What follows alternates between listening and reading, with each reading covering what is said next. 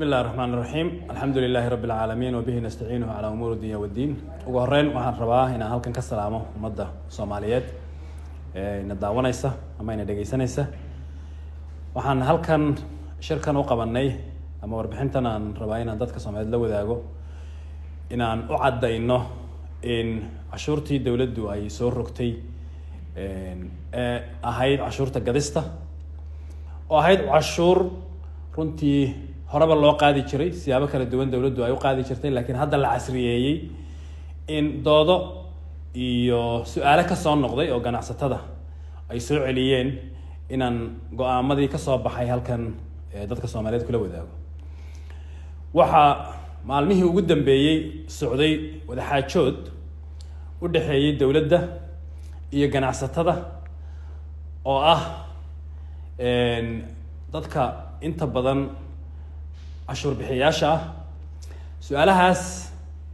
iyo doodahaas oo wajiyo kala duwan soo maray wasaaradda maaliyadda ka soo bilaabmay wasaaradda maaliyadda runtii faahfaahin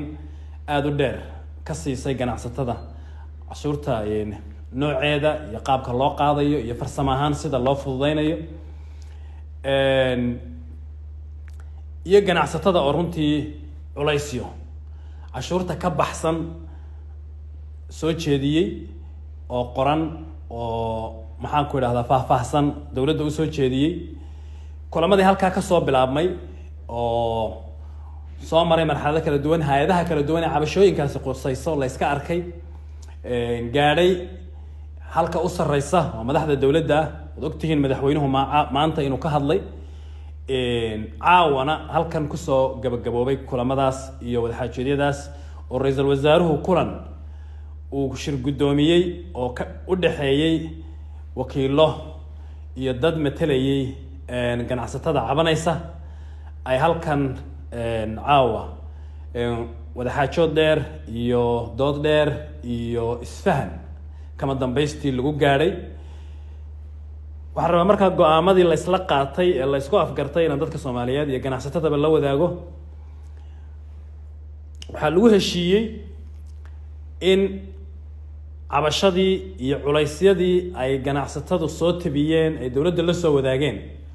ay dawladdu xalliso si degdeg u xalliso waxaana dhawaan soo bixi doona qaraaro dawladeed oo dhammaan cabashooyinkaas lagu furdaaminayo lagu xallinayo ra-iisul wasaaraha ayaa guddoonsaday qadiyadaas iyo arrimahaas waxaa kale oo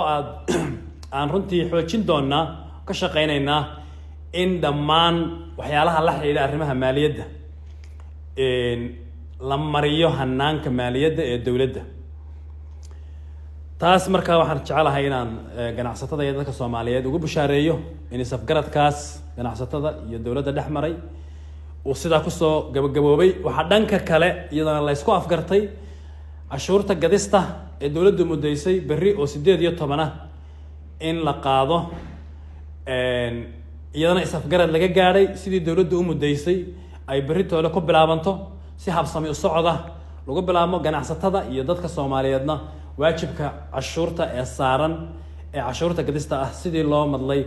ay u fusho cashuurtaasina u baxdo marka shirkaas runtii guul buu ku soo dhamaaday labada qadiyadood ee meesha yaalay labadaba waa la isla fahmay cabashada ganacsatadana in la xalliyo oo meel la saaro cashuurtuna sideedu u bilaabanto intaas rabaa inaan ku dhaafo waxaan jeclahay sidoo kale fursaddan inaan uga faa'iideysto inaan dhowr qodob oo dad isku dayaya inay dadka iyo dawladda u kala turjumaan siyaabo kale ay inay u tafsiiraan oo tushuush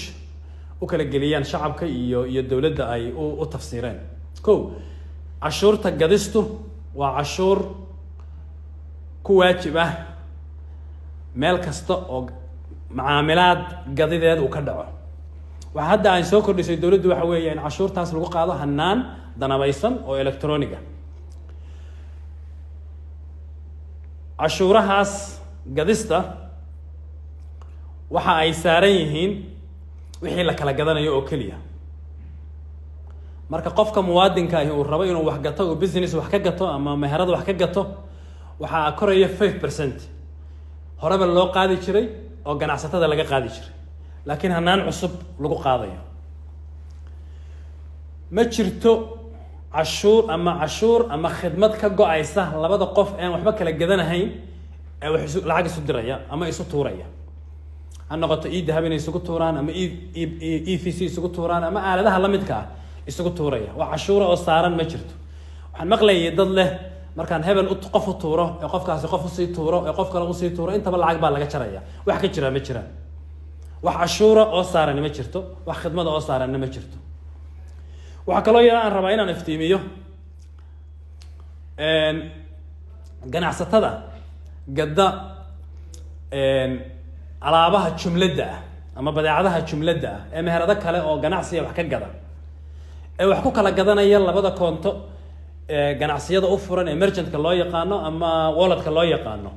iyadana wax cashuur oo ka go-aysa ma jirto taa waxaa loogu talagalay dowladdu ugu talagashay in lagu fududeeyo inaan qofka laba jeer la cashuurin sidoo kale waxay muhiim u tahay in wax soo saarka iyo dadka wax soo saara ee warshadleyda Soomaaliyeed la dhiirigeliyo wax soo saarkooda oo marka ay wax soo saaraan waxa ay gadayaan ay ganacsatada ka gadayaan aan cashuur laga qaadin taasna waxaan rabaa in ay dadka Soomaaliyeedna soo ogaadaan waxa kaloo iyana muhiim ah qodobka saddexaad ee ugu muhiimsana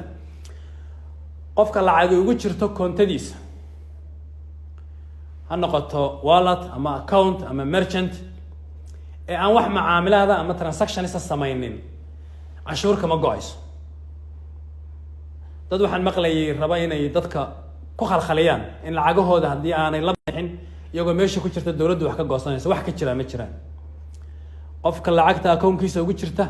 ama koontadiisa ugu jirta siday ugu jirtay ahaanaysa marka uu wax gato ayaa wixii uu gatay intii sharciga ku waajibiyay oo ah 5% ay ka go-aysaa kaliya qodobadaasaan rabay inaan iftiimiyo dadka Soomaaliyeedna ay tahay inay ogaadaan waxaan sidoo kale jecelahay inaan u mahad celiyo mar labaad iyo mar saddexaad ganacsatada iyo dadka Soomaaliyeed ee cashuur bixiyaasha cashuurtu waxay muhiim u tahay dowladnimada laf dhabar u tahay amniga laf dhabar u tahay adeegyada dowladdu bixiso ee waxbarasho leh ee amni leh ee caafimaad leh ayay waxbarasho u tahay ayay muhiim u tahay waxa ogtihiin lacagaha dowladdu qaado dowladdu ma laha saving meel ay wax dhigataa ma jirto lacag kasta oo dowladda soo gasha suuqa dib ugu noqotaa ganacsatada iyo dhaqdhaqaaqa suuqa laf dhabar bay u tahay marka sidii awalba dadka Soomaaliyeed ee goobta caadada u ahayd inay dowladda u garab istaagaasaan ka filaynaa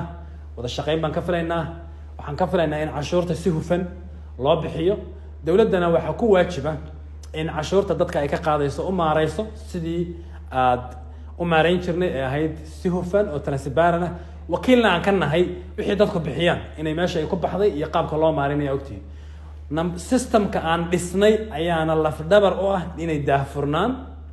iyo isla xisaabtan u dhaco waxa kale oo madaxweynuhu maanta ka hadlo rabaa iyadana inaan sii dul istaago marka cashuuraha la qiimeynayo qofku waxa uu gaday had iyo jeer qiyaas baa lagu dul dhisi jiray waxa taasi keeni jirtay in qofka ama la dulmiyo ama isagu uu dowladda dulmiyo oo wax yar sheegto waxa laga baxayaa culeysyadaas dadka cashuuraha ka shaqeeya iyo ganacsiyada u dhaxayn jiray qofka wixii uu gado ee xalaasha ah ee la hubo systemku been ma sheego ayaa cashuurta lagu saleynayaa marka aad iyo aad baa u mahadsantihiin waxaan idin rajaynayaa guul iyo gobonnimo assalaamu calaykum waraxmatullaahi wabarakaatu